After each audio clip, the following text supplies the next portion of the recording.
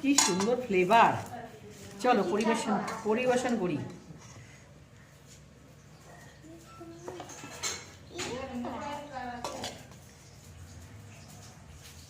এর ভিতরেই মাংস থাকে। হ্যাঁ হ্যাঁ হ্যাঁ হ্যাঁ, অনেক মাংস তো বেরিয়ে যাবে। বন্ধুরা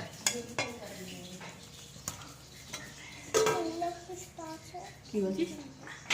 এই দেখো চিকেন স্যালাড, একটা টমেটো, একটা পেঁয়াজ, একটা লেবু। ও অসাধারণ, জমে যাবে বন্ধুরা। কেমন লাগলো অবশ্যই কমেন্ট করে জানাবে বন্ধুরা। এই চিকেন ফ্রাইড রাইসের ভিডিওটা তোমাদের যদি ভালো লাগে অবশ্যই কমেন্ট করো, লাইক করো, শেয়ার করো, চ্যানেলটাকে সাবস্ক্রাইব করো। টাটা বাই বাই বন্ধুরা।